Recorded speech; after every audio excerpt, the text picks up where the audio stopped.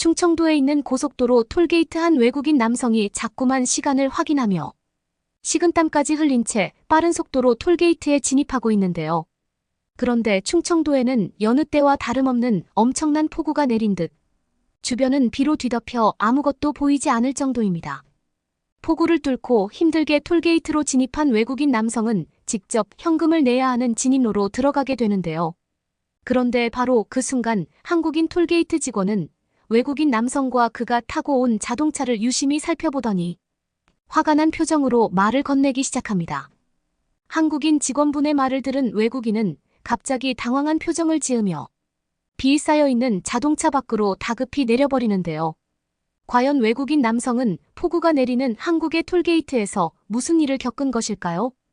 애국자 여러분, 영상 시작 전 좋아요와 불우이웃을 위해 끝까지 시청 부탁드립니다. 안녕하세요. 저는 노르웨이에서 공무원으로 일을 하고 있는 미카엘이라고 합니다.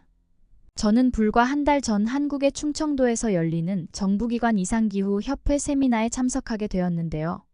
그곳에는 저뿐만 아니라 다른 유럽권의 나라에서 환경과 공무원으로 일을 하는 다양한 사람들도 함께 참석하는 기후변화에 대응하는 학술의 자리였습니다.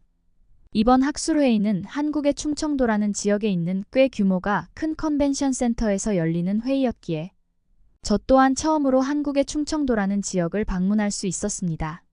노르웨이에서 환경보호와 기상관리 감독관 공무원으로 일을 하고 있는 저는 지난 3년의 기간 동안 충청도만 방문하지 않았을 뿐 한국이라는 나라 자체는 꽤나 많이 방문했었는데요. 그도 그럴 것이 저의 딸이 한국이라는 나라와 한국의 아이돌 문화인 케이팝을 너무나 사랑하는 아이였기에 저는 종종 딸과 함께 한국에서 열리는 콘서트장도 방문했던 경험이 있었습니다. 하지만 제가 이번에 처음으로 방문하게 된 컨벤션 주최지인 충청도라는 지역은 제가 지금까지 겪어오던 한국의 도시들과는 완전히 차별화된 지역 문화와 특이한 부분을 가지고 있었는데요. 제가 한국의 충청도 환경학술회의에 초청받았다는 말을 들은 저희 공무원 동료들은 곧바로 지도를 찾아보더니 충청도가 한국에서는 꽤 외곽인 지역에 자리 잡고 있다면서 저를 굉장히 안타까워하는 눈으로 쳐다보더군요. 저의 공무원 친구들은 지도상으로만 봐도 충청도가 한국의 영토 제일 끝에 있는데 이곳에는 기차와 비행기마저 없다는 설명을 해주었고 저는 그 말을 듣는 순간 한국을 많이 방문해 왔었지만 충청도는 그래도 아직 많이 낙후되어 있었구나라는 생각에 당황하게 되었습니다. 하지만 실제 충청도청의 협회 초대 안내서와 지도를 받아든 저는 충청도에 기차가 다니고 있다는 사실에 깜짝 놀랐는데요. 제가 사는 노르웨이에서는 중심 도시가 아니면 기차가 없는 곳이 대부분인데 놀랍게도 한국은 지도상 외곽에 있는 충청도에도 엄청나게 빠른 고속열차가 오래전부터 운행되어 오고 있었기 때문입니다. 충청도청 관계자분은 저의 메일로 기차표는 물론 비행기 티켓까지 점검해 주시면서 저를 안전하게 가이드해 주셨고 심지어 제가 방문하는 날짜가 여름 날씨이니 다소 더운 날씨와 폭우에 대비하고 오라는 아주 꼼꼼한 설명까지 해주시더군요. 노르웨이에서도 폭염과 폭우에 꽤 익숙했던 저는 한국이라고 다를 것이 있을까라는 생각에 그저 편안한 마음으로 간단한 짐을 챙긴 뒤 한국행 비행기에 몸을 실을 수 있었습니다. 그런데 아직 충청도에도 도착하기 전인데 한국의 공항에 내린 순간부터 저는 노르웨이와는 비교조차 되지 않는 엄청난 무더위에 당황하게 되었는데요. 저는 한국이 이렇게나 더운 나라라고는 전혀 예상하지 못했고 주위를 둘러보았을 때에는 자유롭게 수다를 떨며 길거리를 지나다니는 한국인들의 모습에 충격을 받고 말았습니다. 노르웨이에서는 공무원이 되기 전 아주 잠깐의 기본적인 군사 교육을 받는데 그때에도 야외 훈련까지 무사히 받았던 저였지만 예상한 것보다 훨씬 더운 한국의 무더위는 저 혼자만 호들갑들 떠는 사람이라도 된 듯 한국인들 사이에서 더위에 떨고 있었는데요. 그리고 저는 이때부터 조금씩 한국의 여름은 다른 나라와는 차원이 다르다는 생각을 하게 되었습니다. 하지만 노르웨이와 극도로 차이가 나는 것은 외부 기온, 날씨만 그럴 뿐 공공시설이나 지하철, 심지어는 기차까지 사람이 꽤 오래 머무는 공용시설들에는 노르웨이와는 비교가 안 될 정도로 비싼 냉방시설이 계속해서 가동되고 있었는데요. 노르웨이에서 환경과 관련된 공무원으로 일을 하던 저는 노르웨이의 공공시설들에 설치조차 되어 있지 않은 냉방시설들을 떠올리며 한국이 얼마나 돈이 많으면 이렇게 냉방기구들을 자유롭게 사용할까라는 생각을 하며 너무나 부럽기 시작했습니다. 특히나 제가 일하고 있는 노르웨이 정부시설도 여름에는 그 어떤 냉방시설도 가동하지 않고 심지어 현재까지도 20년이나 사용하던 냉방시설이 고장나 손부채를 하며 업무를 해야만 했지만 한국에서는 그 흔한 은행이나 편의점을 들어가더라도 시원한 에어컨이 계속해서 나오고 있더군요. 다양한 학회 참석으로 한국을 방문했었지만 한국이 이렇게나 부자의 나라이고 선진국이라는 생각은 하지 못했는데 기후의 변화가 확실한 여름에 방문한 바로 그 순간 저는 한국이 사람들이 살기에 너무나 편안한 환경을 이미 갖춘 뛰어난 도시와 나라라는 것을 알 수 있었습니다. 공항에 도착한 후 저는 한국을 여러 번 방문하면서 만나게 된 한국인 친구 수경이를 만났고 저와 같은 한국에서의 공무원직으로 일을 하고 있는 그녀의 도움을 받아 기차를 타고 이동한 뒤 학회장까지는 렌터카로 이동하기로 계획을 세우게 되었습니다. 외부는 꽤 추웠지만 역시나 마찬가지로 기차 내부는 너무나 따뜻하고 심지어 무료로 견과류와 음료수까지 마실 수 있는 한국의 기차 시스템에 계속해서 놀랄 수밖에 없었죠. 한국인 친구 수경이는 기차를 타고 가면서 창밖을 보더니 나중에 학회장으로 렌터카를 타고 이동할 때에는 비가 많이 올 수도 있다면서 저에게 마음을 먹고 있으라는 경고를 했지만 저는 노르웨이에서 폭우를 많이 겪어본 경험 때문인지 그녀의 말에 그저 코웃음을 치게 되었는데요. 그런데 실제로 조금씩 시간이 지날수록 기차 창밖의 풍경이 하얗게 변하기 시작하더니 이내 몇 시간이 지나지 않아 엄청난 폭우가 내리기 시작했습니다. 알고 봤더니 제가 방문하려던 충청도 지역은 한국에서도 꽤 더운 날씨에 무더위 전통을 가지고 있던 곳이었고 비도 굉장히 많이 오는 지역이더군요. 그런데 기차를 타고 가면서 창밖의 풍경을 계속 바라보던 저는 큰 충격을 받게 되었습니다. 충청도는 한국에서도 외곽에 있던 지역이라고 했는데 어째서인지 기차를 타고 가면서 보이는 풍경들은 높은 빌딩이나 아파트 그리고 멋진 건축물들까지 계속해서 보이면서 다른 도시들과 전혀 다를 것이 없는 대도시의 모습이 보였기 때문인데요. 노르웨이의 외곽 지역에서는 대부분의 거주민들이 집이라는 건물조차 없어서 야외에서 텐트를 치고 지내거나 농경지 하우스에서 잠을 자는 생활을 하는데 한국의 외곽 도시인 충청도는 그런 것과는 전혀 다른 모습을 가지고 있었습니다. 창 밖으로는 계속해서 아름다운 도시와 반짝이는 불빛들이 보였고 저는 그러한 시간을 통해 제가 한국에 대해서 전혀 모르고 있었다는 생각과 함께 한국은 이미 외곽 도시들까지 이러한 인프라의 발전이 끝난 나라였다는 것을 깨달을 수 있었습니다.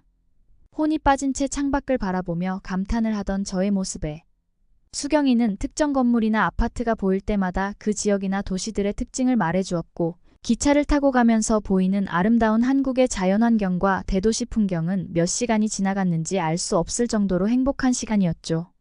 그렇게 충청도의 대전역에 내리게 된 저는 어째서인지 서울역보다 더 큰 기차역의 모습에 또 한 번 당황하게 되었습니다. 외곽의 도시라면 역이 조금 허름해지거나 작아져야 정상인데 충청도의 대전역은 서울역보다 더욱 쾌적하고 깔끔한 디자인은 물론 역 안에는 다양한 카페와 샤워 시설이 있을 정도로 마치 한국의 인천공항을 보는 듯한 쾌적함이 자리 잡고 있었습니다. 노르웨이에서 공무원으로 일을 하고 있었던 저에게는 한국의 똑똑한 행정처리 방식과 도시 발전 시스템이 경이로울 정도였고 저는 한참이나 대전역을 떠나지 못한 채 계속해서 역 내부를 구경하고만 있었죠.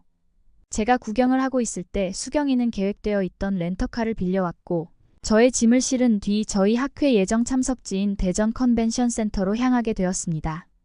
노르웨이에서는 렌터카라는 시스템이 아직도 정착하지 못한 시스템인데 한국에서는 어디를 가나 휴대폰 하나로 자유롭게 렌터카를 빌릴 수 있더군요. 비교하기는 싫었지만 저는 서울을 제외한 다른 도시인 충청도를 겪게 되는 순간 노르웨이가 얼마나 발전이 되지 못한 나라인지 그 실체를 제대로 파악할 수 있었습니다. 실제로 노르웨이에서는 아주 소수 업체를 통해 렌터카를 빌리게 되더라도 그러한 렌터카 주차장에서 대기를 하고 있다가 차를 뺏어가는 도둑들이 매우 많았는데 한국에서는 그저 이러한 도난에 대한 걱정 없이 차를 타기만 하면 돼서 무척이나 편하더군요. 한국이 아닌 다른 나라들에서는 렌터카를 빌리려면 하루 종일 붙잡고 있어도 빌릴 수 없는 복잡한 시스템이었지만 한국에서는 너무나 편하게 차를 빌릴 수 있었고 하루 만에 빌린 렌터카였지만 깔끔한 차량 내부 모습에 저는 더욱 기분이 좋았습니다. 대부분의 사람들이 선진국이라고 알고 있던 미국에서도 렌터카를 빌렸던 경험이 있었지만 차에 타는 순간 먹다 남은 음식물과 담배 냄새가 너무 심하게 나던 좋지 못한 기억에 렌터카를 빌리는 것을 꺼렸었는데 한국은 도대체 어떤 시스템을 가지고 있는 것인지 차량 내부가 마치 방금 새로 산 것처럼 깨끗한 상태를 유지하고 있었죠. 그렇게 한국인 친구 수경이와 함께 차를 타고 학술회장으로 이동하고 있는데 하늘에서는 점점 더 비가 강하게 내리기 시작했습니다. 차의 내부 라디오에서는 이미 충청도 지역에 많은 폭우가 예상되고 있다면서 조심하라는 안내방송이 나오고 있었지만 학술회 컨벤션 센터까지는 아직도 거리가 많이 남은 상태였죠. 안절부절 못하던 저와 달리 수경이는 전혀 불편한 점이 없어 보였고 저는 그러한 수경이에게 이렇게 비가 많이 오는데 무사히 갈 수 있는 것이냐고 몇 번이나 물어보게 되었습니다. 하지만 수경이는 그럴 때마다 충분하다는 말만 하며 고속도로를 타고 이동했고 결국 저희는 충청도의 한 톨게이트 바로 앞에서 엄청난 폭우로 인해 차가 멈춰버리고 말았죠. 조금씩 움직이면 움직일 수는 있었지만 톨게이트 입구에서부터 저희 앞에 차량까지 거의 움직이지 않고 있었고 저는 학술의 시간이 얼마 남지 않았다는 것에 마음이 다급해지기 시작했습니다. 차는 조금씩 움직여 톨게이트를 통과하는 곳으로 가고 있었지만 비에 계속해서 차가 작동이 잘 안 되며 너무나 느린 속도로 가야 하는 것이 더욱 큰 문제였죠.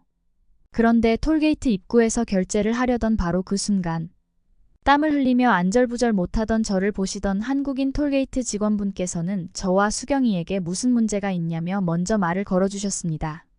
한참을 고민하던 저와 수경이는 중요한 회의가 있는데 그곳까지 가기에는 너무 느린 속도로 가야 해서 예상 시간에 도착하지 못할 것 같다고 말을 했고 저희의 말을 들으신 톨게이트 직원 아주머니분께서는 잠시 고민을 하더니 어딘가로 뛰어가시더군요. 갑작스러운 상황에 수경이와 저는 당황을 하게 되었고 그렇게 약 20분 뒤 아주머니께서는 손에 무엇인가를 든 채로 저희에게 달려오시기 시작하셨습니다. 뒤에는 다른 자동차들이 몇 대 있었지만 그분들 모두는 갑자기 차에서 내리시더니 저희 차로 다가와 무슨 문제가 있냐면서 또 똑같은 질문을 하셨고 저는 계속된 한국인 분들의 알 수 없는 친절과 배려에 당황하고 말았습니다. 한국인 분들께서 제 차의 내부의 침수가 심각해서 차가 제대로 작동지 않는 것 같다며 수경이는 그러한 상황이 익숙한지 자연스럽게 감사하다는 말을 하며 아저씨들과 함께 레카차의 차량 앞쪽을 걸기 시작했고 저는 서로가 말도 안 되는 배려와 친절, 심지어 톨게이트에서 레카차를 연결해주는 한국의 시스템에 크게 당황하고 말았죠. 너무 놀라서 한참을 가만히 있던 저는 이내 정신을 차리고 감사하다는 말을 연신 반복하며 레카차에 연결하는 작업을 하는 한국인 아저씨분들을 돕기 시작했고 근처에 있는 카센터로 가서 빠르게 수리하고 제 시간에 학술회장으로 갈 수 있었습니다. 차를 타고 가면서 수경이에게 한국은 이러한 상황이 익숙한 것이냐며 물어보았는데 수경이도 말로만 들어봤을 뿐 직접 겪어본 것은 이번이 처음이라며 아마도 어려움을 겪는 저희들의 모습에 그분들이 도움을 주려고 한 것 같다는 놀라운 설명을 해주더군요. 특히나 제가 태어난 나라인 노르웨이에서는 카센터가 비싸서 레카 신청은 일반인들도 쉽게 요청하지 못하는 서비스 중 하나였는데 한국에서는 이러한 레카 연결을 쉽게 하는 자체가 저로서는 굉장히 놀라웠습니다. 약 5시간에 걸친 학술회가 끝난 후 제가 제일 먼저 했던 것은 수경이와 함께 낮에 방문했었던 톨게이트를 다시 찾아가는 것이었습니다. 간단한 다과와 함께 톨게이트 직원분, 아주머니께 다시 찾아가니 뭐하러 불편하게 왔냐면서 오히려 저희를 걱정해 주셨죠. 그리고 바로 그 순간 저는 한국으로의 이민을 결정하게 되었습니다.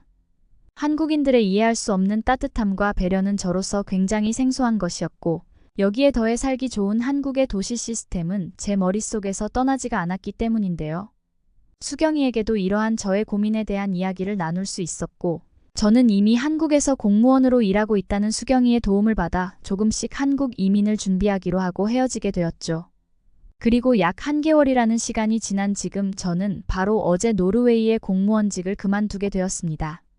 한국에서는 어떤 일을 할지 아직 정확하게 정하지는 않은 상태이나 저는 한국에서만 살 수 있다면 그 어떤 일이라도 상관이 없을 정도로 한국이 그저 좋은 사람이니까요.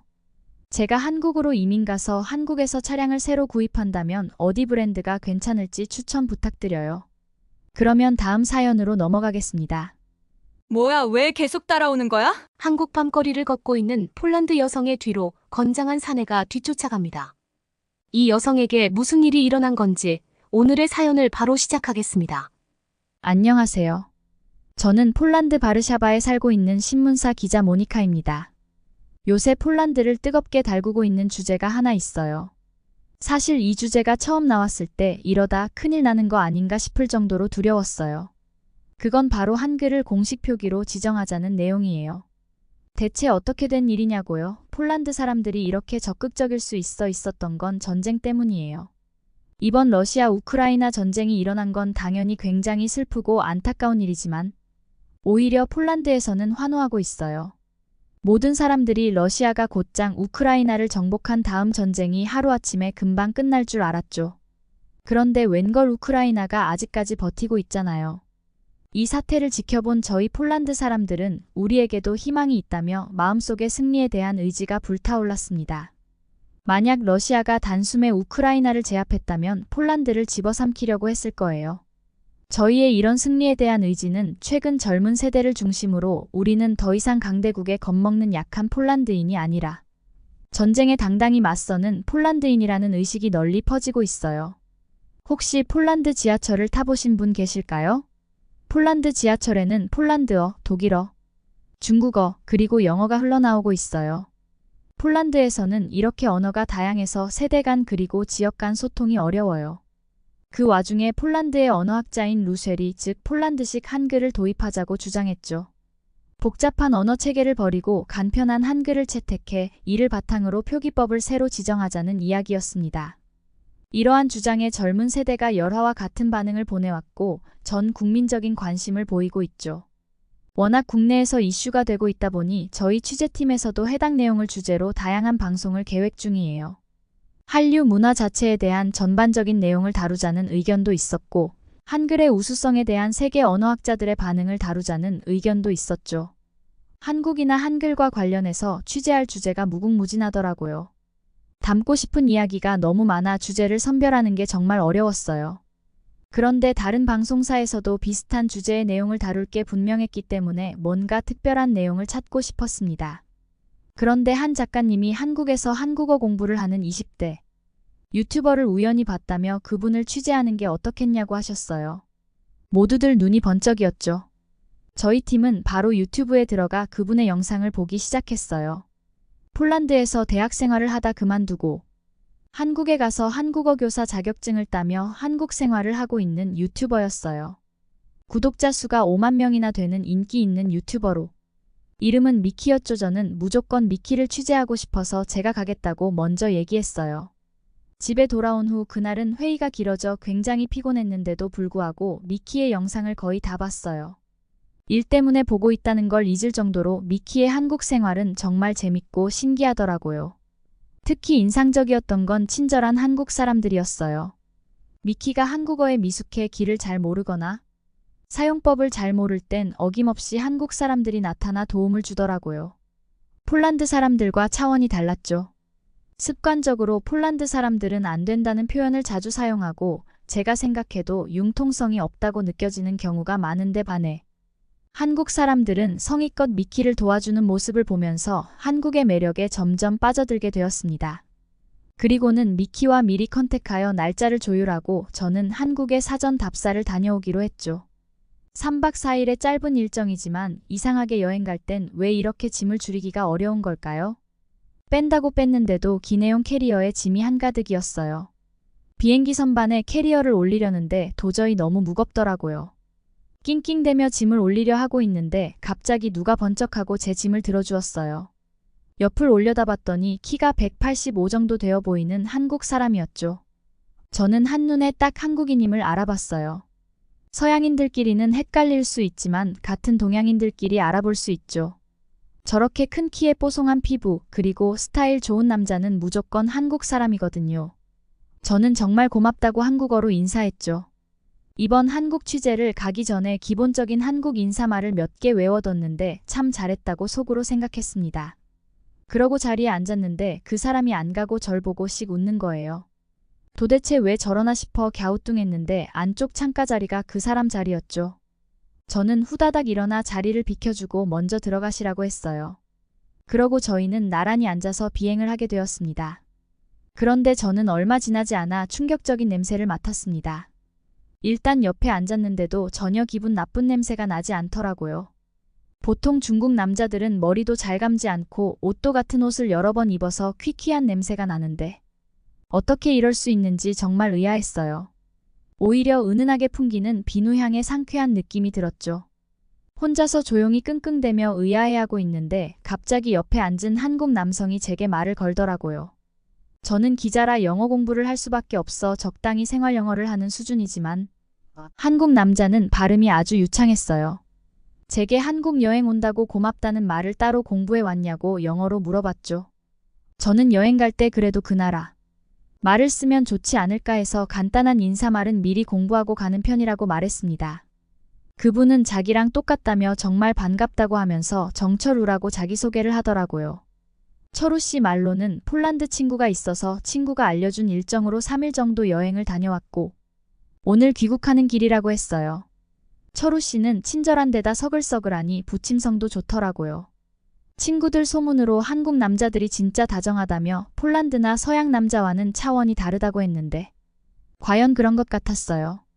철우 씨가 다녀온 폴란드 여행 이야기도 듣고 제가 하는 일 얘기도 하면서 시간 가는 줄 몰랐어요. 얼마 지나지 않은 것 같은데 금세 한국에 도착했더라고요.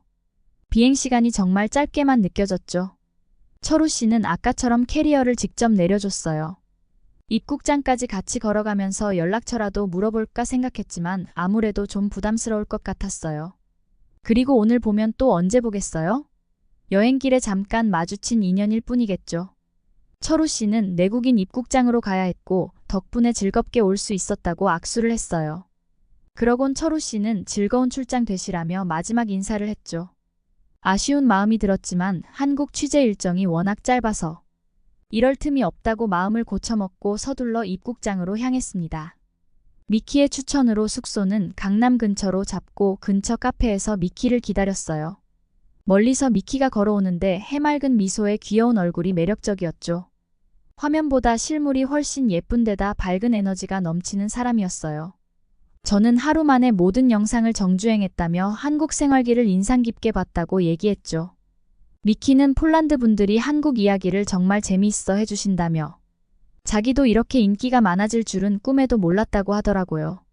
사실 이렇게 폴란드에 한류 열풍이 불기 이전까지만 해도 폴란드 사람들은 일본을 굉장히 좋아하고 동경했어요. 미키도 그중 한 사람이라고 했지. 그런데 일본 문화에 심취해 있던 와중 오히려 일본에 유행했던 한류 문화로 한국 문화를 접했다고 하는 거예요. 미키는 어릴 때 일본에서 유행했던 겨울 연가를 보고 한국 드라마에 빠졌다고 했죠. 그걸 계기로 청소년기 때 줄곧 한국 음악과 문화를 즐겼다고 했어요. 그리고 적당히 성적에 맞춰 대학을 갔는데 그때부터 문제가 생겼다고 했죠. 막상 대학 생활은 하나도 즐겁지 않았다고 하더라고요. 오히려 대학에 가고 나서야 뭘 하며 살아야 하나 고민하기 시작했대요. 그런데 자기가 제일 좋아하고 관심이 많은 건 한국 문화인데 이걸로 무슨 일을 할까 고민할 무렵 마침 폴란드에서도 한류 열풍이 불었대요. 그때 미키는 한국어를 전공하기로 결심한 후 폴란드에서 한국어를 배우고 싶어하는 사람들에게 한국어를 가르쳐주고 한국 문화도 알려주고 싶다는 꿈이 생겼다고 했어요. 그래서 당장 대학을 그만두고 한국으로 와 지금은 한국어 교사 자격증을 취득하기 위해 공부하고 있다고 했죠. 아무튼 익숙한 데만 생활을 그만두고 자기가 좋아하던 일을 쫓아 한국까지 온 미키는 대단해 보였어요. 저보다 어린 친구가 굉장히 진취적이라고 기특하다며 칭찬했더니 미키는 이게 다 한국 사람들 덕분이라고 하더라고요. 한국 문화를 접하면서 미키는 충격받았던 게 하나 있다고 했어요. 한국 사람들은 아주 어릴 때부터 계획적이고 성실하게 생활하며 미래를 다 그려놓고 산다고 해요. 반면 폴란드 사람들은 앞일에 대해 구체적인 계획을 그려놓고 살지 않아요. 특히 요새 젊은 층은 소비도 취업도 큰 고민 없이 닥치는 대로 사는 사람들이 많아 기성세대가 굉장히 걱정하고 있죠. 그런데 한국 젊은이들은 치열하게 하루하루를 살아가는 것에 미키는 깊은 감명을 느꼈다고 하더라고요. 그렇게 미키와 인터뷰를 마치고 내일 약속 장소와 시간을 정한 후 헤어졌어요. 정말 긴 하루였죠. 폴란드에서 넘어와 미키와 미팅까지 하고 녹초가 되었습니다. 배는 고픈데 너무 피곤해서 뭘 먹으면 좋을지도 모르겠다고 생각했죠. 뜨끈한 우육탕면 한 그릇 하고 들어가면 좋을 텐데 생각하며 터덜터덜 숙소로 걸어갔습니다. 대충 아무데나 들어가야겠다고 생각하면서 말이죠. 그러다 어떤 음식점을 보았는데 밖에 걸어놓은 그림이 꼭 하얀 우육탕면 같은 거예요. 힘도 없고 저거나 한 그릇 먹고 가야겠다고 생각하고는 가게로 들어갔습니다. 손가락으로 밖에 있던 그림을 가리키고 하나 달라고 몸짓으로 설명했죠. 푸근한 인상의 아주머니는 아설렁탕이라고 하셨죠. 제가 봤던 음식이 설렁탕인 것 같았어요. 뽀얀 국물이 약간 낯설었지만 구수한 국물이 일품이었어요. 안에는 밥도 있고 국수도 있더라고요. 양이 정말 많았는데도 국물 한 방울까지 남김없이 먹었습니다. 든든하게 한 끼를 먹었더니 내 일을 힘차게 시작할 수 있을 것만 같았어요. 그날은 그렇게 숙소에 도착하자마자 잠이 들었습니다. 다음 날은 아침 일찍 일어나 미키가 다니는 어학당으로 향했어요. 저는 어학당에 도착해서는 정말 깜짝 놀라고 말았습니다. 어학당에는 세계 각국에서 온 외국인들이 어마어마하게 많더라고요. 미키의 말로는 정말 다양한 나라에서 다들 한국어를 배우고 싶어 온 거라며 처음엔 자기도 깜짝 놀랐다고 하더라고요. 한국과 한국어의 인기는 폴란드에서만 그런 게 아니라 전 세계적인 흐름이구나 느낄 수 있었습니다. 어학당에서 공부하는 세계 여러 나라 학생들의 모습을 보며 폴란드가 한글을 도입하는 것은 시기의 문제이지 결국에는 순리대로 갈 수밖에 없겠다는 생각이 들더라고요. 오히려 한글을 도입하고 나면 언어체계가 정립되고 국가 위상도 더 올라갈지도 모른다는 기대감에 빨리 폴란드식 한글이 추진되면 좋겠다는 마음이 들었어요. 미키의 어학당 수업이 끝나고 미키가 일하는 카페로 향했어요. 그런데 저는 카페의 안내문을 보고 깜짝 놀랐어요. 카페가 밤 11시까지 하더라고요. 폴란드는 보통 자영업하는 가게도 8시간 정도로 일반 직장인들과 비슷하게 운영해요. 폴란드에는 밤늦게 하는 가게들이 많지 않은데 미키 말로는 한국에서는 새벽까지 하는 카페도 많다고 하더라고요. 카페를 이용하는 손님의 입장에서는 정말 편리하겠다는 생각을 했죠. 미키의 아르바이트가 모두 끝나고 7시쯤 되었습니다. 미키는 대부분의 한국 손님들은 매너가 좋고 친절해 크게 어려운 게 없다고 했어요. 그리고 이제 마무리하고 헤어지려는데 미키가 혹시 저녁 같이 드실래요? 하고 물어보더라고요. 미키는 오늘 친구들이랑 같이 저녁 먹기로 했는데 불편하지 않으면 먹고 가시는 게 어떻겠냐고 하더라고요. 저도 이대로 돌아가봤자 혼자 밥을 먹어야 하기도 하고 미키의 한국 친구들도 궁금해서 같이 합류하기로 했어요. 미키를 따라간 그 자리에서 저는 두 눈이 휘둥그레졌습니다. 비행기에서 만난 철우 씨가 거기 있는 거 아니겠어요?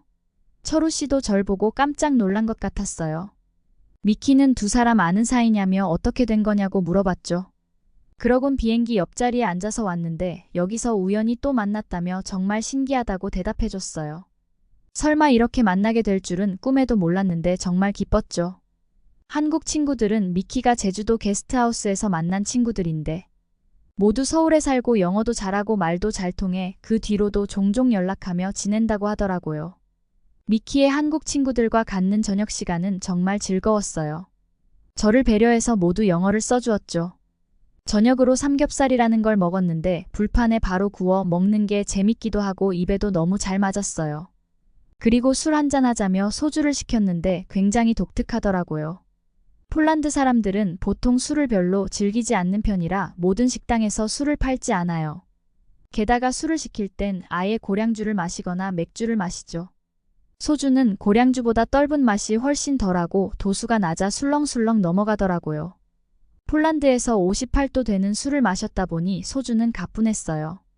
정말 즐거운 저녁 시간을 보내고 미키와는 일주 뒤 다시 한국에서 촬영팀과 함께 만나기로 하고 헤어졌어요. 철우 씨는 데려다 주겠다며 같이 가자고 하더라고요.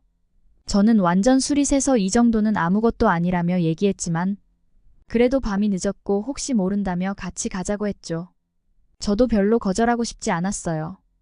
호텔로 향하는 길에 술도 좀 깰 겸 공원 한 바퀴를 걷고 가자는 철우 씨의 제안에 저도 좋다고 했죠. 술 마시면 항상 달달한 아이스크림을 먹는 게 습관이거든요. 마침 철우 씨가 아이스크림 드실래요? 하고 물어보기에 제가 좋다고 했더니 잠깐 기다리라며 편의점으로 뛰어갔어요.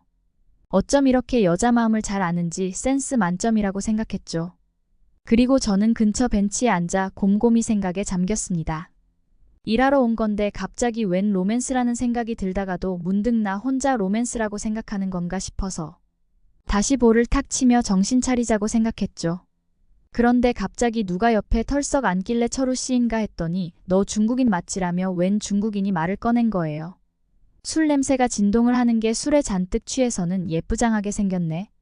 놀러 왔어 라며 시비를 거는데 정말 무례했죠. 일어나려는데 손목을 탁 채더니 비싸게 굴지 말고 나랑 같이 놀자고 얘기하는데 온몸에 소름이 쫙 끼치더라고요. 너무 무서워서 손이 벌벌 떨리던 차에 철우 씨가 나타나 중국 남자 앞에 떡하니 섰어요. 중국인보다 훨씬 키도 크고 풍채도 좋았죠. 철우 씨는 한국어로 뭐라고 얘기했는데 말을 알아들을 순 없어도 굉장히 위협적이라는 게 느껴졌어요. 중국인은 찍소리도 못하고 그대로 돌아가더라고요. 철우 씨는 분명 저랑 얘기할 때까지만 해도 굉장히 순둥순둥하고 리트리버 같다고 생각했는데 방금 모습은 완전 도베르만 같았어요. 술 취해서 꼬장이나 부리는 중국인과는 차원이 다른 카리스마 있는 모습이었죠. 저를 곤경에서 구해준 철우 씨가 갑자기 멋있게 보였어요. 한참 얘기를 나누며 걷다가 호텔 앞에 거의 다 왔을 때쯤 철우 씨는 내일 언제 돌아가냐고 묻더라고요. 그래서 내일 점심 먹고 조금 있다 바로 비행기를 타고 돌아가는 일정이라고 얘기했죠. 워낙 짧은 일정이라 제대로 된 한식도 못 먹었다고 아쉽다고 얘기했어요. 그러자 철우 씨가 내일 혹시 점심 같이 드실래요? 라고 묻는 게 아니겠어요? 속으로 환호성을 질렀지만 너무 좋아하는 티를 내기가 좀 민망해서 두어 번 고개를 끄덕였습니다. 그리고는 SNS 메시지로 연락하기로 하고 헤어졌죠. 갑작스러운 약속에 정말 설레었어요. 내일 늘어지게 잠이나 자다가 햄버거나 먹고 공항 가야지 생각했는데 철우 씨와의 점심 약속이라니 두근거리더라고요. 그러곤 혹시나 해서 치마를 가져온 게 있는데 잘 됐다고 생각하며 그걸 입기로 했어요. 그런데 스타킹을 안 챙겨온 거 있죠? 엘리베이터 앞까지 갔다가 다시 편의점으로 갔어요. 그러곤 스타킹을 계산하고 다시 호텔로 걸어가는데 갑자기 기분이 쎄했습니다. 마치 누가 따라오는 것 같은 느낌이 들었거든요. 처음엔 오해했나 싶어 다른 쪽으로 방향을 바꿔봤는데도 계속 따라오는 게 분명했어요. 한국은 밤거리 치안이 굉장히 좋아 걱정할 것 하나도 없다고 하길래 안심하고 나왔는데 한국도 밤길은 안전하지 않구나 생각했죠. 제가 빠른 걸음으로 걸어가니 그 사람도 빠르게 걸어왔죠. 얼핏 보니 키도 덩치도 엄청 크더라고요. 식은 땀이 흐르고 정말 무서웠어요. 여차하면 뛰어야겠다고 생각하고 막 뛰려는데 저를 부르는 것 같은 큰 소리가 들리더라고요. 깜짝 놀라 뒤돌아봤더니 앳된 얼굴의 학생이었어요. 숨을 가쁘게 몰아쉬며 저에게 턱하니 지갑을 보여주는데 그 지갑은 제 거더라고요. 제가 편의점에 계산하고는 그대로 놓고 온 모양이었어요. 제가 큰 오해를 했다고 생각하며 고맙다는 말을 몇 번이나 했는지 모르겠어요. 그런데 아니 한국 고등학생은 무슨 키가 이렇게 큰지 정말 남다르다는 생각을 했죠. 아무튼 제가 놓고 간 물건도 친절하게 가져다주는 학생을 보며 한국에 대한 인상이 더욱 좋아졌습니다. 다음 날은 아침 일찍부터 요란을 떨며 잔뜩 꾸몄어요. 애초에 사전 답사 목적으로 온 거라 편안한 옷들 뿐이었지만 거기서 심혈을 기울여 옷을 골랐죠. 캐리어는 호텔에 맡기고 철우 씨와 로비에서 만났어요.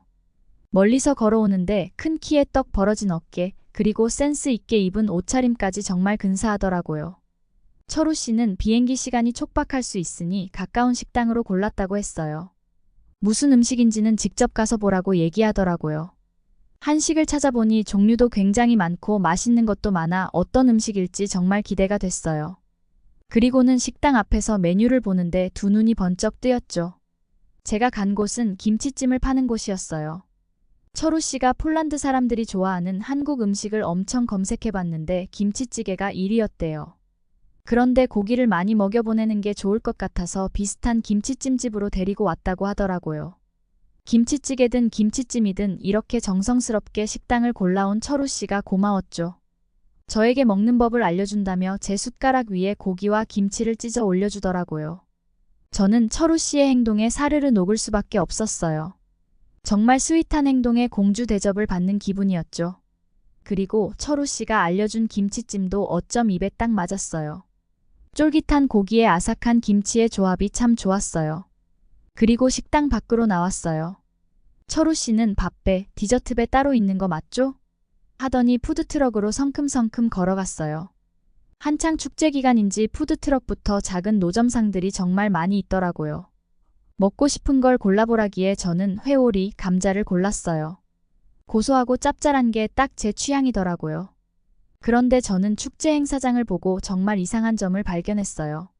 푸드트럭이 이렇게 많은데도 길가에 쓰레기가 하나 없더라고요. 제가 자세히 관찰해봤더니 한국 사람들은 모두 지정된 쓰레기통에 음식을 버리는 것 같았어요. 시민의식이 굉장히 투철했죠. 중국은 그냥 여기가 길거리인지 쓰레기통인지 구별이 어려울 정도예요. 가끔 길에서 나는 악취 때문에 코를 움켜쥐게 될 때도 있었죠. 그런데 한국인은 확실히 다르더라고요. 이래서 한국이 선진국이 될 수밖에 없는 거구나 감탄할 수밖에 없었습니다. 맑은 날씨에 예쁜 벚꽃과 깔끔한 거리를 보며 정말 즐거웠지만 마음 한켠엔 아쉬움이 가득했어요. 이제 곧 헤어져야 할 시간이 다 되었기 때문이죠. 다시 호텔로 돌아가 캐리어를 찾고 공항철도를 타기 위해 역으로 이동했어요. 철우 씨는 일주 뒤에 오면 또 만나줄 거냐고 물어봤죠. 저는 고개를 세차게 끄덕이며 당연한 얘기를 한다고 했어요. 그리고 나선 자기가 3살 더 많으니 다음에 만날 땐 한국 호칭을 넣어 불러달라고 하더라고요. 폴란드로 돌아가면 한국어로 여자가 자기보다 나이 많은 남자를 부를 때 쓰는 호칭을 공부해 오라며 일주 뒤에 만나자고 하고 헤어졌죠. 저는 궁금해서 사전에 검색해봤더니 아저씨라고 나오더라고요. 아저씨라고 불러달라는 건가? 그럼 철우 아저씨라고 다음엔 불러야겠다고 생각하고 공항으로 향했습니다. 3박 4일간의 사전 답사는 한국에 대한 좋은 기억과 철우 씨와의 추억으로 정말 즐거웠어요. 무엇보다 어학당에서 느낀 한글에 대한 뜨거운 열풍과 한국 사람들의 친절하고 따뜻한 정을 가득 느끼고 돌아왔죠. 그런데 제가 철우 씨에게 메시지로 철우 아저씨라고 부르니 뭔가 잘못됐다며 그게 아니라고 하던데. 도대체 무슨 호칭을 듣고 싶은 거였을까요?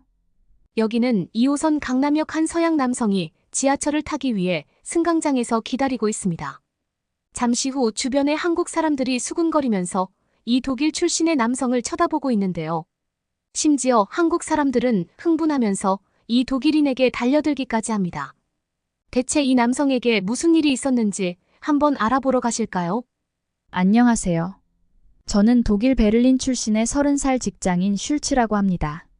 한국계 독일인 아내 민지와 결혼한 지 1년 차입니다. 저희가 처음 만난 건 3년 전 베를린 한인타운에서였어요. 그때 전 한창 유명한 자동차 회사 엔지니어로 일하며 바쁜 나날을 보내고 있었죠. 어느 날 점심시간에 한인타운에 새로 생긴 김밥 전문점을 봤는데 사람들이 굉장히 긴 줄을 서서 김밥을 먹으려고 하는 거 아니겠어요? 어느 나라 음식이든 상관없이 맛있는 것이면 다 좋아했던 저는 그 김밥집을 지나칠 수 없었죠. 배가 너무 고팠던 저는 생각보다 빨리 빠지는 줄에 기뻐하며 아무 생각 없이 김밥집을 들어갔는데 거기서 깜짝 놀랄 수밖에 없었습니다. 왜냐하면 카운터 안에서 밝게 웃고 있던 예쁜 민지와 눈이 마주쳤기 때문이었죠. 순간 머릿속이 하얗게 변했달까요? 정신을 차려보니 저도 모르게 입이 떡 벌어진 채 민지를 바라보고 있더라고요. 그 모습이 좀 우스꽝스러웠는지 민지가 먼저 웃음을 터뜨렸어요. 수줍게 눈을 내리깔며 웃는 모습에 절로 미소가 지어지더군요.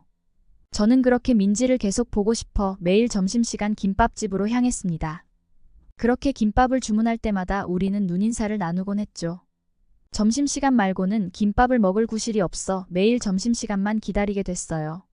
점차 그녀에 대한 호감이 커져갔지만 쉽사리 말을 걸 용기가 나지 않았어요. 인종과 문화가 다른 여성에게 내가 괜찮은 남자일까 자신감이 떨어지고 망설여지더라고요. 그런데 어느 날 용기를 내어 그녀에게 말을 걸었어요. 자기소개를 하고 식사 한번 하자고 물었죠. 돌아온 대답은 웃음이 섞인 친절한 거절이었어요. 하지만 이번엔 물러서지 않기로 했죠. 매일같이 점심시간만 되면 김밥집으로 달려가 민지와 대화를 나누기 시작했어요. 처음엔 어색했던 분위기도 자연스러워졌고 어느덧 서로의 이야기를 나누는 사이가 되었죠. 민지는 부모님을 일찍 여의고 할머니 손에 자랐대요. 할머니가 해주시던 김밥이 그리워 김밥집을 차렸다고 하더라고요. 저는 민지의 따뜻하고 긍정적인 마음에 점점 빠져들었어요. 하지만 주변의 시선이 두려웠죠. 특히 부모님께서는 백인 여성과의 결혼을 원하셨거든요. 한국인인 민지와 교제하는 걸 알게 된 부모님은 못마땅해 하셨고 심지어 저를 만나지 말라며 호통을 치시기까지 했어요. 하지만 저는 물러서지 않았어요. 부모님을 설득하기 위해 안간힘을 썼죠. 민지가 얼마나 훌륭한 사람인지 그녀 없인 살 수 없다는 걸 매일 말씀드렸어요. 3개월간의 설득과 착한 민지의 모습을 계속 보게 된 부모님께서는 결국 마음의 문을 열기 시작하셨죠. 결국 우리는 연인이 되어 2년간 알콩달콩 교제를 했고 베를린의 한 교회에서 결혼식을 올렸어요. 백인과 한국계 하객들이 모두 모인 자리에서 우리는 서로에 대한 사랑과 헌신을 약속했죠. 결혼한 지 얼마 되지 않아 민지는 문득 고향에 대한 그리움을 토로하더라고요. 할머니가 돌아가시고 난 뒤로 한국엔 한 번도 가보지 못했다고 하면서요. 할머니와 함께한 어릴 적 추억들, 동대문 시장이며 한강공원에서 보낸 시간들이 너무 그립다고 했죠. 저는 그 말을 듣는 순간 깨달았어요. 민지의 뿌리는 한국에 있다는 걸, 그 뿌리를 이해하지 않고선 그녀를 온전히 사랑할 수 없음을 말이죠. 민지가 항상 제 옆에 있어서 그걸 저도 모르게 잊고 있었던 것 같습니다.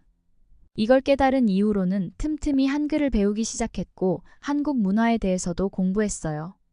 왜냐하면 아내와의 첫 결혼 기념일이자 신혼여행을 한국으로 갔을 때 자연스럽게 한글을 읽고 싶었거든요. 이번 결혼 기념일은 한국을 가고 싶어 했던 아내의 오랜 소원을 들어줄 절호의 기회라고 생각했어요. 아내에게 결혼 기념일엔 한국에서 보내자고 하니 눈물까지 흘리는 모습을 보여주더라고요. 진작 한국으로 떠날 걸 하면서 얼마나 후회했는지 몰라요. 아내는 먼저 한국으로 가서 친구들을 만나고 있을 예정이었고 저는 급하게 마무리해야 하는 일이 생겨 모두 다 끝내놓고 주말에 한국으로 출발하기로 했습니다. 주말 당일 제 마음 한켠엔 걱정도 있었어요. 낯선 나라에서 아내의 고향을 온전히 느낄 수 있을까? 한국 사회에서 잘 적응할 수 있을까라는 생각을 계속하게 되었죠. 하지만 이런 걱정은 기회였어요. 비행기에서 내리자마자 저는 깜짝 놀랄 수밖에 없었어요. 인천국제공항은 제가 상상했던 것보다 훨씬 더 웅장하고 현대적이었거든요. 광활한 면적의 초대형 전광판, 독특한 조형물들이 어우러진 모습은 마치 미래 도시에 온 듯한 느낌마저 들게 했죠. 공항 안으로 발을 들이자 또 한 번 감탄을 금치 못했어요.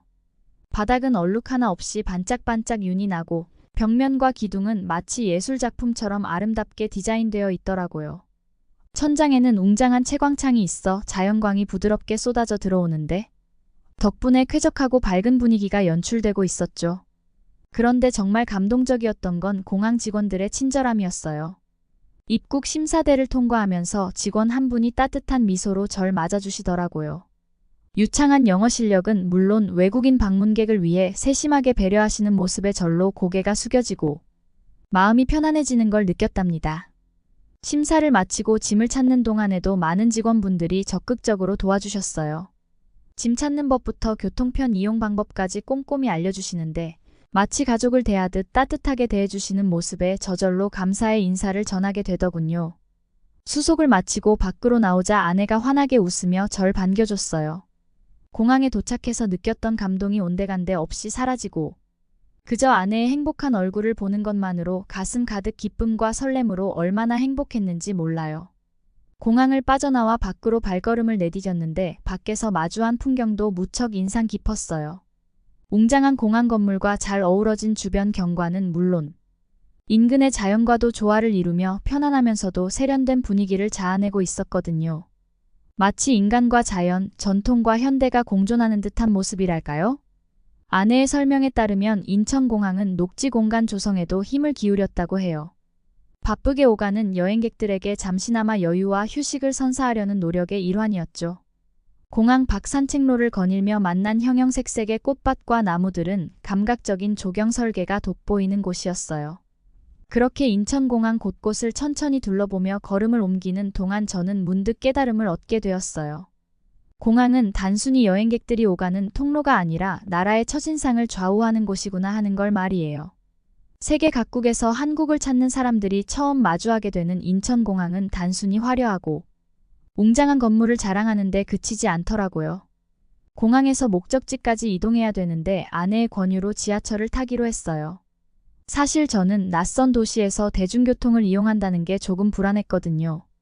아무래도 베를린에서 많은 소매치기범들을 봐왔었고 그게 대중교통에서 가장 많이 일어난다는 것을 알기 때문에 한국도 그러지 않을까 생각했었던 것 같아요. 그래서 택시를 타고 이동하자고 아내에게 제안했어요. 하지만 제 말을 듣고 있던 아내의 표정이 한층 밝아지더니 오히려 설레는 목소리로 이렇게 말하는 것 아니겠어요? 여보, 그럴 필요 없어요. 한국은 대중교통 천국이라고 할 만큼 편리하고 깨끗한 지하철 시스템을 갖추고 있거든요. 베를린에서 느꼈던 불편함은 전혀 없을 거예요. 이번 기회에 꼭 경험해봐야 해요. 아내의 자신만만한 모습에 왠지 모를 설렘이 느껴지면서도 마음 한편으로는 여전히 미덥지 않은 생각이 들더라고요. 낯선 곳에서 처음 타보는 이동수단을 택한다는 게 여간 긴장되는 게 아니었거든요. 하지만 아내의 말대로 지하철이 베를린의 대중교통과는 비교도 안 될 만큼 편리하다면 이를 경험해보는 것도 좋겠다 싶었죠. 아내의 말에 설득이 되어 지하철역으로 발걸음을 옮겼어요. 인천국제공항에서 시내로 들어가는 공항철도를 타기로 했죠. 막상 개찰구를 지나 승강장에 섰을 때 전 놀라움을 감출 수가 없었어요. 마치 우주선 내부 같은 미래지향적인 승강장이 눈앞에 펼쳐졌거든요. 공항철도는 세련된 느낌을 주는 한편 바닥에는 점자 블록이 깔려 있어 시각장애인도 안전하게 이용할 수 있겠더라고요. 심지어 스크린도어가 설치되어 있는데 이게 정말 인상적이었어요. 베를린의 지하철에서는 스크린도어라는 장치를 전혀 찾아볼 수 없었거든요. 그리고 출근 시간이나 퇴근 시간에는 아무래도 사람들이 굉장히 많이 몰릴 수밖에 없는데 이러다가 정말 누구 하나 기찻길로 떨어져서 위험한 사고가 나는 거 아닌지 조마조마한 게 한두 번이 아니었죠. 가끔 인종차별적인 사상을 가지고 있는 사람들이 플랫폼에 서 있는 사람들을 열차가 오기 직전에 기찻길 쪽으로 밀어버려서 끔찍한 사고가 발생해 굉장히 안타까운 적이 있었어요. 제가 보고 있는 이 스크린도어가 베를린 지하철에도 설치되어 있었다면 그런 불상사를 미연에 방지할 수 있었을 텐데 너무 안타까웠죠. 한국은 거의 대부분의 지하철 역사 승강장에 이런 스크린도어가 설치되어 있다니 이거야말로 정말 선진국의 모습이 아닌가 싶은 생각이 들더라고요. 이런 시스템은 전 세계로 퍼져야 한다는 생각이 들었죠. 게다가 열차 도착 정보는 커다란 전광판으로 한눈에 확인할 수 있었어요. 실시간 혼잡도나 다음 열차까지 남은 시간과 같이 모든 정보가 한 군데에 담겨 있었습니다. 잠시 후 도착한 열차는 그야말로 쾌적함의 극치였어요. 밖에서 봤을 땐 꽤 혼잡할 것 같았는데 정작 안으로 들어서자 여유로운 좌석이 반겨주더라고요. 객실은 말끔히 청소되어 있었고 신선한 공기가 맴돌아 답답함이라고는 찾아볼 수 없었죠. 베를린 지하철에선 상상도 못할 광경이었어요. 그야말로 독일과 한국의 대중교통 격차를 실감하는 순간이었달까요? 첨단 시설도 놀라웠지만 그보다 감동적이었던 건 역시 시민의식 수준이었어요. 만원 열차 속에서도 어르신들께 자리를 양보하는 젊은이들의 모습이 눈에 띄더라고요. 마치 그런 게 당연한 듯 자연스럽게 일어서서 자리를 내어주는데 덕분에 노약자 좌석은 늘 어르신들로 가득 찼죠. 저 역시 아내와 함께 서서 가야 했지만 전혀 불편하지 않았어요. 기나긴 출퇴근 시간 지친 표정으로 핸드폰만 들여다보고 있을 거라 생각했는데 뜻밖의 풍경이 펼쳐지더라고요. 상당수의 사람들이 책을 읽고 있었던 거예요. 소설부터 자기계발서까지 다양한 분야의 책들을 읽으며 의미 있는 시간을 보내는데 그런 광경을 보고 있자니 저도 모르게 몰입하게 되더라고요. 한국 지하철의 매력은 여기서 그치지 않았어요. 역사 내부를 둘러보니 곳곳에 문화공간들이 자리하고 있었거든요. 작은 미술관처럼 꾸며진 전시 공간부터 피아노가 놓인 무대, 북카페 같은 도서 공간까지 이동 시간마저 알차고 유익하게 보낼 수 있도록 세심하게 배려한 흔적들이 느껴졌죠. 문득 아내와 눈이 마주쳤는데 서로를 보고 싱긋 웃음이 지어지더라고요. 말없이도 우리는 동시에 같은 생각을 하고 있음을 직감했죠. 한국 지하철 시스템이 주는 감동 말이에요. 이용객을 배려하는 마음이 곳곳에서 묻어나오는 걸 온몸으로 느낄 수 있었거든요. 베를린에선 상상도 못했던 광경들의 연속 정신없이 지하철 여행을 즐기고 있던 그때 문득 아내가 무언가 생각났다는 듯 입을 열었어요. 여보, 이왕 지하철 타는 김에 특별한 곳에 가보는 게 어때요? 순간 아내의 얼굴에 장난기 어린 미소가 떠올랐어요. 뭔가 저를 더욱 놀라게 해줄 만한 장소를 떠올린 모양이었죠. 그렇게 우리는 아내가 말해준 목적지로 향하기 시작했어요. 그곳에서 우리를 기다리고 있을 놀라운 광경은 무엇일지 벌써부터 설레는 마음을 감출 수 없었죠. 아내의 말대로 우리가 향한 곳은 바로 서울의 심장부라고 불리는 강남역이었어요. 한강을 끼고 위치한 강남은 서울의 명소 중 하나로 꼽히는데 아내 말로는 꼭 가봐야 할 곳이 있다며 환하게 웃더라고요. 강남역에서 내리자마자 느껴지는 분위기가 달랐어요. 다른 역들에 비해 훨씬 활기차고 역동적인 느낌이랄까요? 역 내부는 마치 복합 문화 공간을 연상케 했어요. 눈에 띄는 곳마다 상점들이 즐비했고 푸드코트에서 먹음직스러운 냄새가 진동을 했죠. 우리는 아내가 이끄는 대로 한참을 걸었어요. 그러다 문득 멈춰선 곳은 지하 쇼핑몰 입구였어요. 서울의 지하철역 안에 쇼핑몰이 있다니 상상도 못한 일이었죠. 입구를 지나 안으로 들어서는데 마치 또 다른 세계에 발을 들인 기분이었어요. 쇼핑몰 내부는 그야말로 거대한 미로와 같았어요. 각종 브랜드 샵들과 레스토랑, 서점까지 없는 게 없더라고요. 한국뿐만 아니라 세계 각국의 브랜드들이 즐비한데 마치 작은 도시 하나가 통째로 지하에 들어와 있는 느낌이라 해요. 그런데 놀라운 건 단순히 물건을 파는 것에 그치지 않는다는 거예요. 곳곳에 휴식 공간이 마련되어 있어 쇼핑에 지친 사람들이 편히 쉴 수 있게 배려하고 있더라고요. 잘 가꾸어진 조경과 분수대, 벤치까지 마치 한편의 공원에 온 듯한 기분이 들더라고요. 발걸음이 닿는 곳마다 승객을 배려하는 마음이 고스란히 묻어났달까요? 여보, 여기 정말 마음에 드네요. 한국에 올 때마다 꼭 들르고 싶은 곳으로 기억될 것 같아요. 순간 아내의 얼굴이 환하게 밝아지는 게 보였어요. 제 말에 공감하는 것 같았죠. 우리는 한동안 역사를 천천히 둘러보며 특별한 추억을 만들어 갔어요. 그런데 역사를 구경하던 중 갑자기 머리가 핑 도는 거예요. 온몸에 식은땀이 쏟아지더니 다리에 힘이 풀리는 느낌이었죠. 한국에 오기 전 많은 일을 한 번에 끝내느라 며칠 잠을 못 잔 탓이었을까요? 과로에 오랜 비행시간까지 겹쳐 지쳐있던 몸이 결국 항복을 했나 봐요. 아내가 제 얼굴색을 보고 덜컥 겁에 질려 하더라고요. 창백해진 얼굴로 간신히 웃어 보이긴 했지만 쓰러질 것만 같았거든요. 순간 멀뚱멀뚱 서 있던 저는 그대로 바닥에 널브러지고 말았죠. 정신을 차려보니 근처에 있던 역무원분들이 저를 부축해 역사내 병원으로 옮겨주셨습니다. 얼마나 놀랐겠어요? 한국말도 잘 모르는 외국인 관광객이 역사 한복판에서 쓰러졌으니 말이에요. 아내의 걱정스럽고 가느다른 목소리가 들려왔어요. 의사 선생님은 곧바로 저를 꼼꼼히 진찰하시더니 심각한 증상은 아니라며 안심시켜 주셨어요. 과로로 쓰러진 것 같다고 하셨죠. 아내는 의사 선생님 말씀에 안도의 한숨을 내쉬며 제 손을 꼭 잡아주었어요. 타국에서 위급한 상황을 만났는데도 이렇게 따뜻하게 보살펴 주시니 눈시울이 뜨거워졌죠. 한국에 와서 정말 잘한 선택이었다는 생각이 들더라고요. 지하철 역내 병원에서 진료를 받은 후 저는 쉬엄쉬엄 몸을 추스르며 의자에 앉아 있었어요. 약을 먹은 덕에 어지러움은 한결 가신 상태였죠. 그때 아내가 다가와 살며시 어깨를 토닥이며 말을 건네더라고요. 여보, 미안해요. 당신이 그렇게 무리할 줄은 몰랐어요. 내가 여행 일정을 너무 빡빡하게 잡았나 봐요. 아내의 목소리가 미안함에 젖어들었어요. 저는 아내의 손을 꼭 잡아주며 괜찮다고 위로했죠. 오히려 늘 저를 먼저 생각해주는 아내가 고마웠어요. 아내에게 덕분에 멋진 한국 여행을 하고 있고 평생 잊지 못할 추억이 될 거라는 말을 전하고 보니 아내의 얼굴에 환한 미소가 번졌죠. 그렇게 우리는 강남역 내에 있는 병원에서 또 하나의 특별한 기억을 만들었답니다.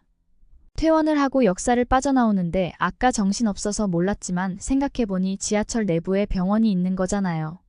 베를린에서는 상상도 할 수 없는 일인데 도대체 한국 지하철은 어느 수준까지인 건지 너무 놀라웠어요. 왜냐하면 역사 내에 병원이 있던 것은 다른 어떤 도시에서도 본 적 없는 풍경이었거든요. 한국 지하철은 승객을 배려하는 마음이 역사 구석구석까지 스며들어 있는 것 같았어요. 만약 제가 여간에서 쓰러졌을 때 의무실이나 병원이 없었다면 어떻게 되었을까요? 구급대원이 도착할 때까지 꽤 긴 시간을 기다려야 했겠죠. 하지만 서울 지하철 덕분에 신속한 조치를 받을 수 있었어요. 한국 지하철에 감격하고 있는 저를 보고 아내가 생각난 듯 입을 열었어요. 오늘은 저에게 꼭 보여주고 싶은 곳이 있다더군요. 혹시 어디냐고 물었더니 바로 근처에 있는 봉안당이라고 하더라고요. 아내의 할머니가 잠들어 계신 곳이었죠. 알고 보니 오늘은 아내의 할머니의 제삿날이었고 저를 꼭 소개하고 싶었다고 말하는 게 아니겠어요? 그 말을 듣고 제 마음이 너무 아려웠어요. 할머니에 대한 아내의 그리움이 절절히 느껴졌거든요. 저도 모르게 코끝이 시큰해졌죠. 저희는 봉안당으로 향했어요. 고즈넉한 산사의 풍경에 절로 마음이 평온해지더라고요. 아내는 정성스레 할머니 영정 앞에 꽃을 올리고 기도를 올렸죠. 저 역시 고개 숙여 인사를 올리며 소중한 아내를 만나게 해주심에 감사 인사를 전했어요. 아내는 할머니 영정을 바라보며 사랑하는 사람을 만났다고 할머니 덕분이라고 환하게 웃더라고요. 그 모습을 보니 가슴이 어찌나 먹먹해지던지 한국에서의 짧지만 강렬했던 날들이 주마등처럼 스쳐갔습니다. 광화문 광장, 경복궁, 남산, 한강 어디를 가나 아내와 함께였고 즐겁게 대화를 나누며 잊지 못할 추억들을 쌓았었죠. 그렇게 한국에서의 잊지 못할 시간은 저물어 갔어요. 공항으로 향하는 내내 아내와 지난 날들을 회상하며 이야기꽃을 피웠죠. 아무래도 제게 가장 인상 깊었던 것은 서울 지하철이었어요. 서울의 지하철은 저에게 있어 단순한 이동수단 그 이상의 의미로 남게 되었어요. 비행기에 몸을 싣는 순간까지도 아내의 얼굴에선 행복한 미소가 떠나질 않았어요. 저 역시 한국에서의 날들을 가슴 한켠에 깊이 새기며 비행기에 올랐습니다. 여러분은 어떻게 보셨나요? 응원과 격려의 한마디씩을 댓글로 남겨주시기 바랍니다. 사연자분들께 전달해드리겠습니다. 실제 사연 제보를 받고 있습니다. 채택되신 분께는 작은 선물도 보내드리고 있습니다. 저희의 사연이 여러분의 하루에 작은 힘이 될 수 있었으면 좋겠습니다. 감동적인 사연을 주변 분들과 이야기 나눠보세요. 더욱더 좋은 영상으로 다시 찾아뵙겠습니다.